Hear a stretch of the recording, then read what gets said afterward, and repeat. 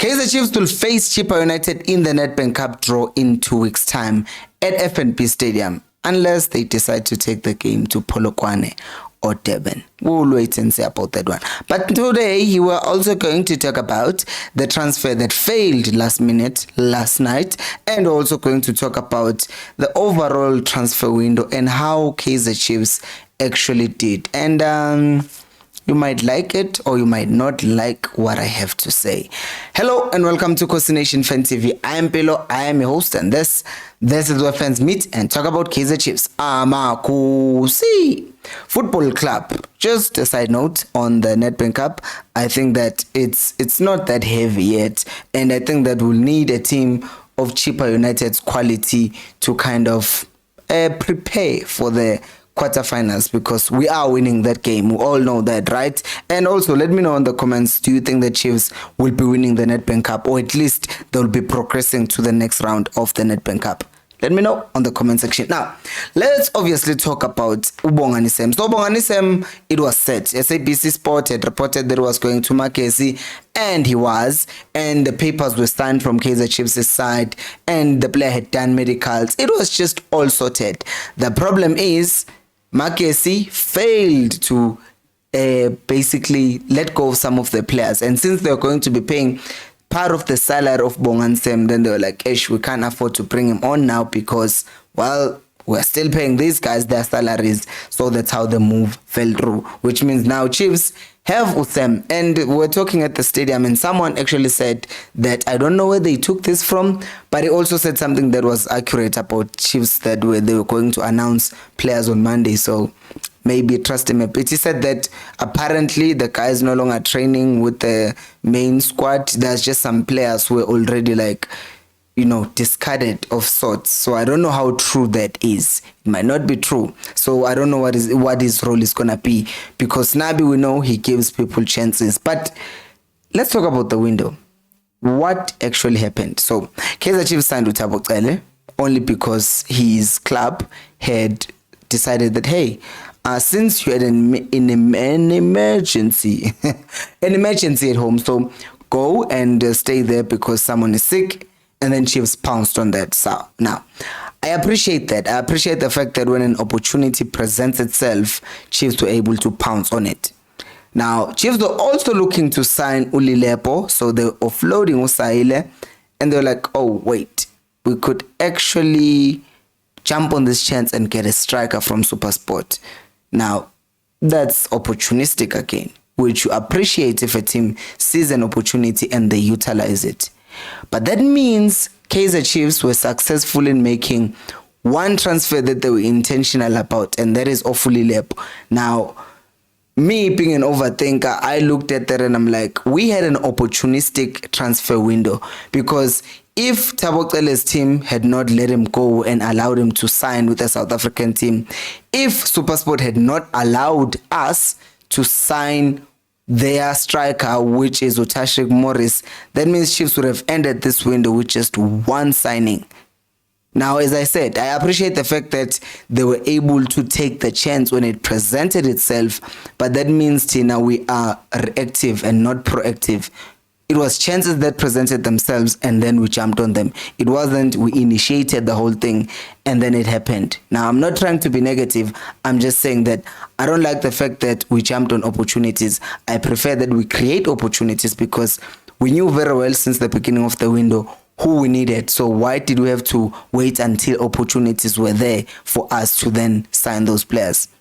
I'm just putting it out there. Anyways, that means Chiefs still has a job to do for June, because right now they've addressed the midfield problem, which is by bringing in Thabo Cele, and hopefully, since his contract is ending 6 months, then we can tie him down to a long-term contract. I mean, he's 28. He might still go to Europe, but now it's highly unlikely, which means at Chiefs now he could be our good player for the next 6, 7, 8 years, right? 8 years, are you sure? 36. Maybe 34. And then you also have Uplom, whose contract is also ending, but he's 25. But he can stay at Chiefs 2 more seasons until he's 27, can still make a move back abroad. But that means for the next 2 seasons, Chiefs will still have a very solid midfield, and I'm not even counting Abomatlo, Abomtu, and their performances and how much better they're gonna become. So right now it looks like midfield is sorted, which brings us to the left back position. By the way, if you're enjoying this video, even though I am starting and pausing a lot, do make sure to like the video and subscribe to the channel.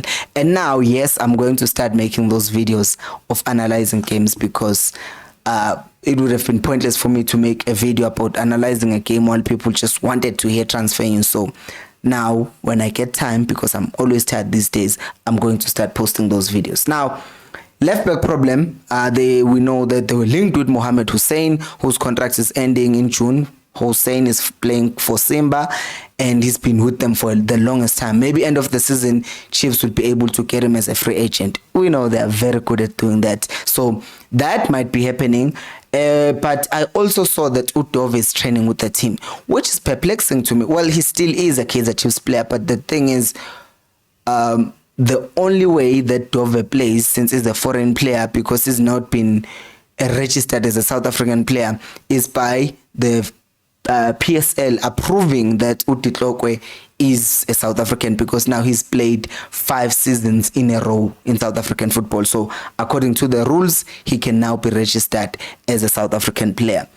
Also, Happy Mashiane, if they continue giving him more opportunities, then there was depth in that left back position. But obviously, personally, I would still look out for the left back, because we've seen Uguti Happy Mashiane has so many qualities as a footballer, but somehow it just doesn't click. I do not know what happens, but somehow coach after coach, they neglect him. And I wouldn't say all the coaches just hate Mashiane, because what did he do to them? And because the thing with Happy Mashiane is, we've not even heard anything about, hey, Mashiane misbehaves. No, we've never heard anything of such. But we see his quality, but somehow there was a guy I interviewed who just said Mashiane is unlucky, and I'm starting to believe that probably he's unlucky. Look at how red my eyes are. I drank an energy drink today. Anyways, right back position, we have 2 options as it stands. Frosler looks like he's leaving, right, in June, and that leaves Mabuya. The first one, Mabuya, his price is 5 million. He's only 20. They tried to get him from Richards Bay. Well, correction, they inquired about him. He joined Richards Bay in 2020, so I won't be surprised if his contract is ending at the end of the season. So Chiefs also explored that and saw the situation, and if they could pounce on that. So they couldn't. The other option is Umatuludi. Umatuludi right now, he's in a very tricky situation. He's playing for Polokwane City, and the chairman of Polokwane City is not hating on Chiefs, is not hating on Pirates, is not hating on Sundowns. He just wants one of 2 things. One, he really wants to be one of the best clubs in South Africa, and thus he's keeping the best players in his team, like our police, like Matuludi. Or 2, he wants the price tags of his players to go up, and then when he sells them, he will get a lot of money. So it's one of those 2 things, because if he had said no to just Chiefs, then we would have been like, he just hates Chiefs. If he had done that to Pirates, then we would have said, maybe Pirates did not pay enough.